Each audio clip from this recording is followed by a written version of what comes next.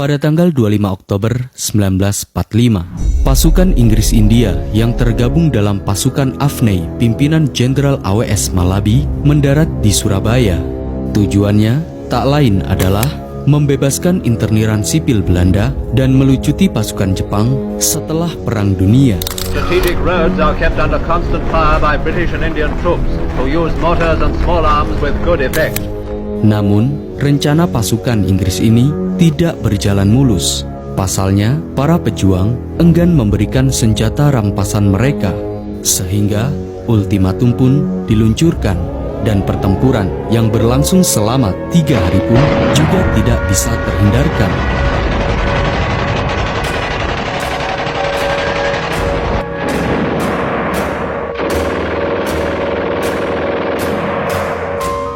Untuk memadamkan pergolakan ini, pada tanggal 30 Oktober 1945, pihak Inggris dan Indonesia mengadakan perundingan di Gedung Internasio, Surabaya.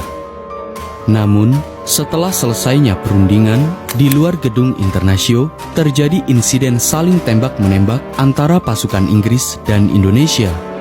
Dan di saat itu juga, salah satu pemuda menembak Komandan Batalion 49 India, Brigadir Jenderal AWS Malabi, saat berada di dalam mobil. Akibatnya, Jenderal Malabi pun tewas seketika dan pertempuran pun kian semakin membara hingga malam hari. Tewasnya Jenderal Malabi ini, menurut beberapa ahli, merupakan salah satu penyebab meletusnya pertempuran 10 November 1945. Lantas, benarkah demikian? Bagaimana peristiwa 10 November 1945 itu bisa terjadi? Dan apakah pihak Indonesia menang dalam pertempuran 10 November 1945? Kita bangsa Indonesia yang ada di Surabaya ini akan menerima tantangan tentara Inggris itu.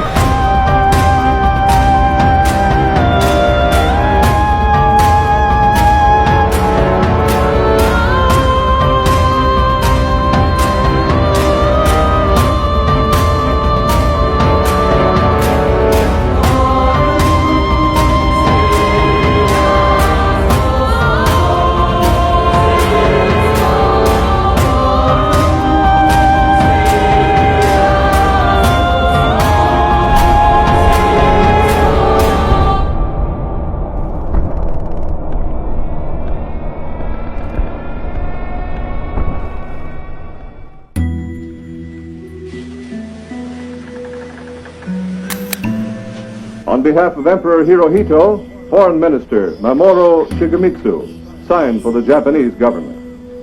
Japan accepted unconditional surrender according to the provisions of the Potsdam Declaration.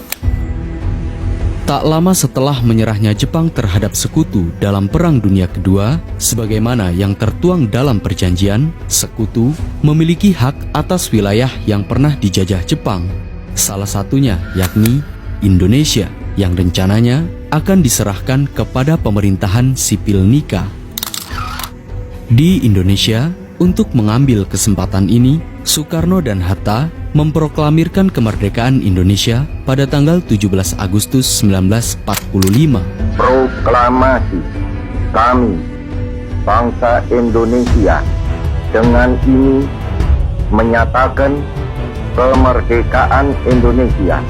Sebagai bangsa yang baru merdeka, semangat euforia rakyat Indonesia kian bergema di seluruh negeri, terutama di wilayah Surabaya. Sehingga pada tanggal 19 Agustus 1945, Kresidenan Surabaya mengangkat RTM Suryo menjadi Gubernur Jawa Timur dan R. Sudirman sebagai Kepala Residen Surabaya.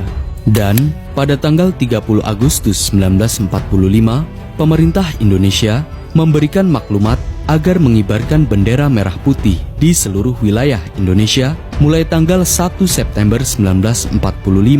Dan pada tanggal 2 September 1945, Badan Keamanan Rakyat atau BKR wilayah Surabaya dibentuk dan dikepalai oleh Mustopo. British troops have had to take a hand in dealing with the situation in Java, but as Mr. Attlee has said, we do not desire to be unnecessarily involved in the political affairs of non-British territories and our object is to withdraw British troops as soon as circumstances permit. Berita tentang kemerdekaan Indonesia ini membuat Belanda mendesak kepada Inggris agar menyerahkan wilayah Indonesia kepadanya. Oleh karenanya, pada tanggal 24 Agustus 1945, mereka membuat kesepakatan agar Belanda menduduki kembali Indonesia, yakni Perjanjian Civil Affair Agreement, yang berisikan pengaturan penyerahan kembali Indonesia dari pihak Inggris ke pihak Nika atau Belanda.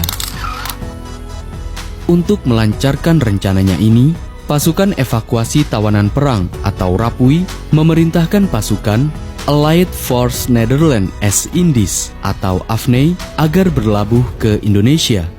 Di lain sisi, setelah mendengar adanya kesepakatan Civil Affair Agreement pada tanggal 18 September 1945 malam hari, orang-orang Belanda yang dipimpin Mr. Blockman mengibarkan bendera Belanda di atas markas Belanda, tepatnya di Hotel Yamato atau Hotel Oranye. Mendapati kejadian ini, para pemuda Surabaya kian marah besar kepada Belanda karena dianggap telah mengkhianati kedaulatan Indonesia. Sehingga keesokan harinya, para pemuda Surabaya segera mengerumuni Hotel Yamato dan meminta kepada orang Belanda agar menurunkan benderanya. Namun, permintaan itu tak terindahkan. Alhasil, pertempuran pun tidak bisa terhindarkan. Dan di kesempatan itu pula, sebagian pemuda menaiki Hotel Yamato dan segera merobek bendera Belanda yang berwarna merah putih biru itu dan menyisakan bagian merah dan putih saja yang akhirnya menjadi bendera merah putih.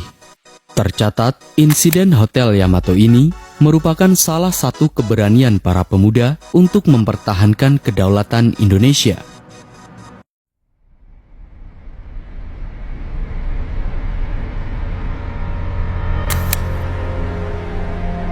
Sebagai pengemban tugas perjanjian Civil Affair Agreement, pada tanggal 29 September 1945, pasukan AFNI yang dipimpin Letnan Jenderal Sir Philip Christison datang ke Jakarta dengan berbagai tugas. Di antaranya, mengevakuasi dan melucuti senjata Jepang, membebaskan tawanan sipil interniran, serta mempertahankan keadaan yang ada di Indonesia sebagai status quo. Secara tidak langsung, para pimpinan di Jakarta, termasuk Soekarno dan Hatta, menjadi tawanan pasukan AFNI. Merespon kondisi ini, para pemuda Surabaya, terutama TKR Surabaya, mempersiapkan diri bila kemungkinan Belanda akan kembali datang untuk menjajah. Oleh karenanya, para pemuda segera memperkuat pertahanan rakyat dengan persenjataan yang lengkap. Hanya saja, para pemuda Surabaya tidak cukup banyak dalam persenjataan. Pada akhirnya, mereka berinisiatif untuk merampas senjata milik interniran dan pasukan Jepang. Setidaknya, sebagaimana dalam perebutan senjata Jepang di Surabaya tahun 1945, pada tanggal 1 hingga 3 Oktober 1945, para pemuda Surabaya yang tergabung dalam BPI, mantan PETA, PRI, hingga pasukan Hizbullah berhasil merampas senjata di beberapa tempat di Surabaya. Di antaranya di Gedung Penyimpanan Senjata Asia Don Bosco, Gudang Senjata Polisi Istimewa, Gudang Meriam di Gedung Cok, Markas Kohara Butai Gunung Sari, Markas Kenpeitai Jepang, hingga di Markas Kaigun Jepang di Surabaya. Alhasil, mereka berhasil merampas ribuan pucuk senjata, mortir, granat, artileri, meriam, hingga beberapa tank. Selain itu, dengan bantuan pimpinan TKR Mustopo, para pemuda TKR juga berhasil merampas transmitter radio milik Jepang. Alat inilah yang kemudian dimanfaatkan pimpinan Barisan Pemberontak Indonesia atau BPI Bung Tomo untuk menyiarkan orasinya tentang perlawanan terhadap penjajah.